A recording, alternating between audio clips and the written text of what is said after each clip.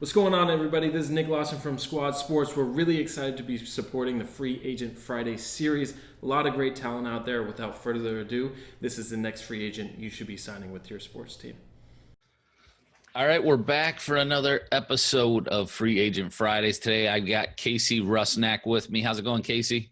I'm doing well. How are you? Doing good. Who's the friend that we have with us, too? This is my dog, Goose. He Goose? is a huge fan of crashing all of my Zoom calls, so he will be sporadically in and out and then probably take a nap halfway through because I'm boring him. So, Well, great. Well, I'm glad to have both of you guys. Let's start off with your school experience. Where'd you go to school, and what degrees did you receive? so I ended up going to Arizona State. Works up there. We've been doing a lot better in the athletics lately, so got a lot to be proud of. But I went for journalism. They've got the Cronkite School down there. It's pretty well known, and I was really into it there. I went to be a sports broadcaster, like a lot of kids do starting out, and I did really well with it. I did some of the ASU hockey team back when they were a club team. Before they went NCAA, and then I went to a junior league team. They actually used to have junior league teams in Phoenix, if you can believe that. And I did that for a few years, and then a junior year, I ended up being a mascot for the Diamondbacks, just as a part-time job. I was one of the racing legends, if you know them. So I was usually Gracer, Gonzalez, sometimes Randy, sometimes Matt Williams. So. I ended up kind of getting into the game entertainment sports world that way. And then, I was kind of already, mostly done with the journalism degree. So I just kind of stuck that out and, did a little more play-by-play, but, was really more focused on the game entertainment type stuff. So When you, I guess maybe not even when you were in school, when did you decide you wanted to work in sports? Definitely the Diamondbacks thing. I mean, everyone that works in sports knows the Diamondbacks are a first-class organization to work for, and that's extends to their part-timers and their interns too. So, I kind of got that job as just something to do in the summer. I thought it was fun, being a mascot and just messing around people. And then I kind of saw everything behind the scenes. I was like, wow, I really like this, game entertainment, game presentation idea. And so, I kind of started building my career up from that point. So when you got out of school, what was your first, opportunity, and kind of walk me through from there until where we're at today?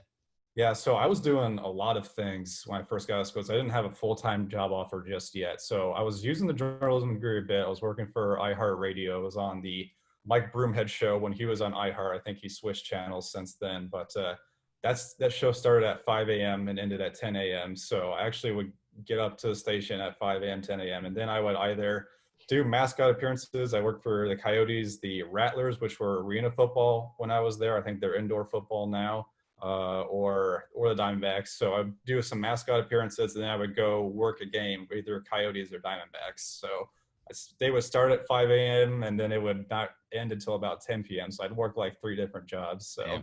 And getting those mascots is no easy, task either. I mean, that wears you out. Very sweaty and gross by the end of the day. So, but eventually, it all paid off. Halfway through my second year with the Coyotes, I got promoted to full-time as game presentation coordinator. So that was my first full-time job. Okay. And then walk me through where else you went from there, from Arizona. Yeah. So with the Coyotes, I got that first full-time job, and like almost immediately I was like, I want to be a director, so I sent my resume out a bunch, and I ended up going to Stockton, California for the Heat. And I really liked that job a lot. I really liked being the director of game operations type thing. The issue with it was Stockton is not at the safest area, and we'll just leave it at that. I don't mean to bag on Stockton, but it's a very expensive part of California, not the safest. So I sent my resume out a bunch of places and ended up getting 2 job offers on the same day. It was crazy. It was an insane day. It was the Friday before Labor Day weekend. I remember it. I got one from the Wilkes-Barre Scranton Penguins, and I got one from the Louisville Bats. So they gave me the 3-day weekend to the side. Ended up going with the Bats. The reason for it was 99% was money. The offer money-wise was really a lot, substantial. So if it had been closer, I probably would have gone the other way. But Louisville's a much nicer city, though.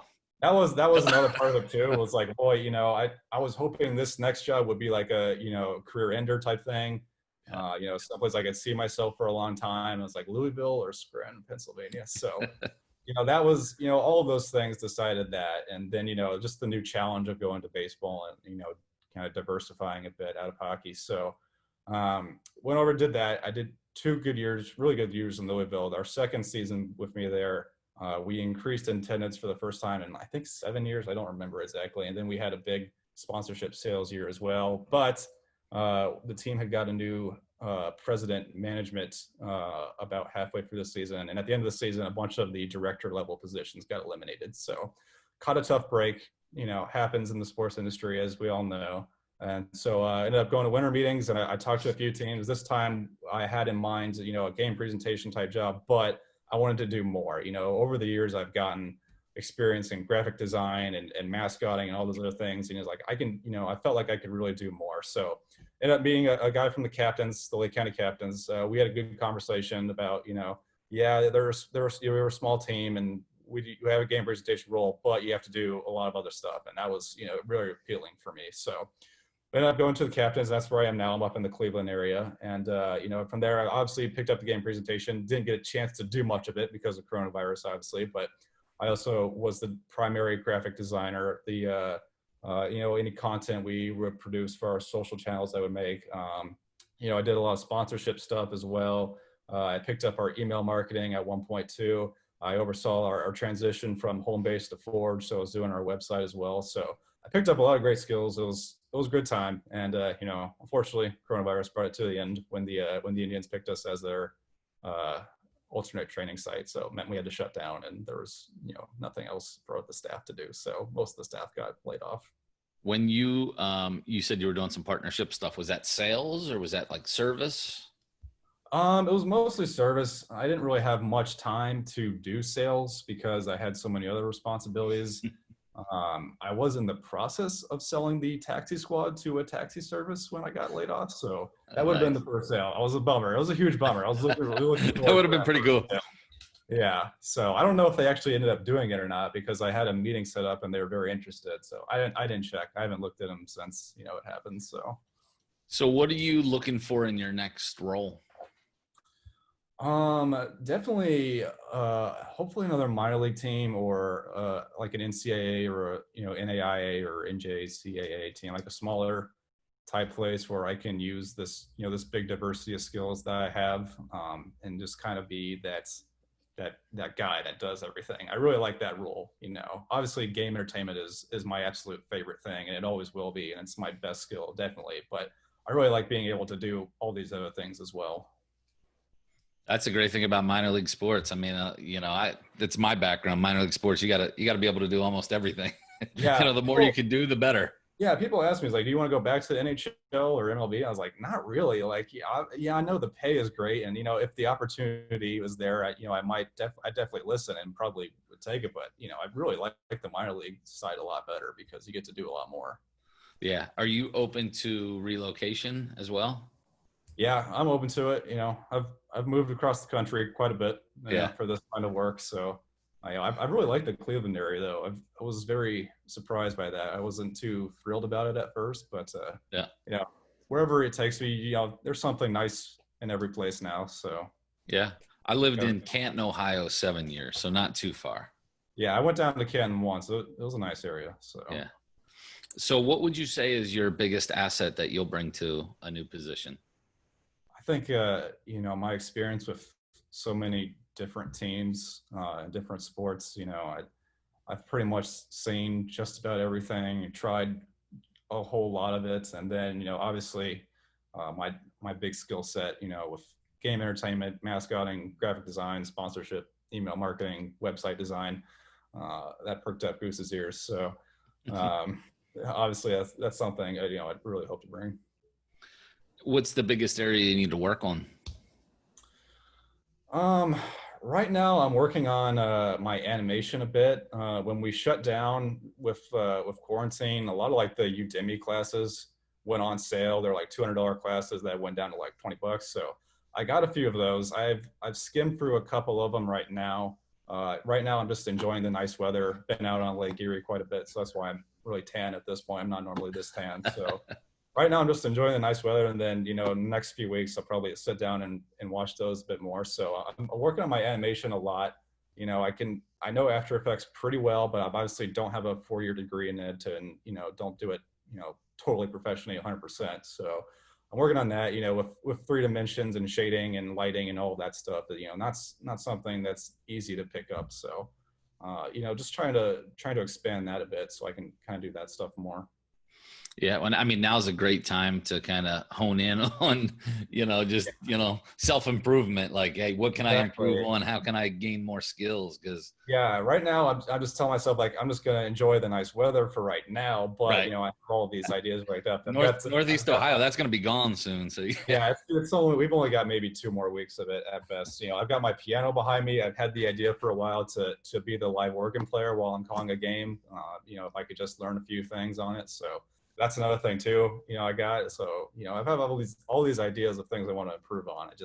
Right now I'm telling myself, I'm like, just wait. You've only got 2 more weeks, then you're gonna be shut inside. So you got plenty of time then. Yeah. So how would you define success? Like personally or like for a team? I mean, however, either way.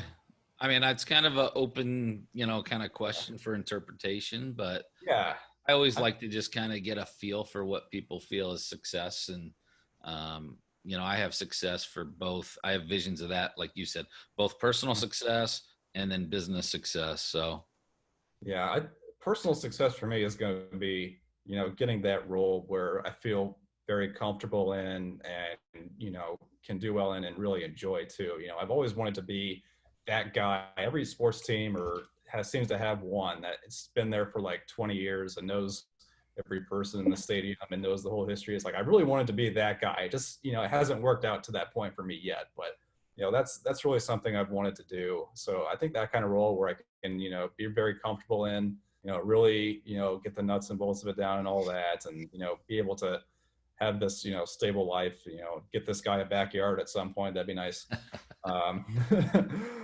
So I think that's success for me. How about a fun personal fact about you?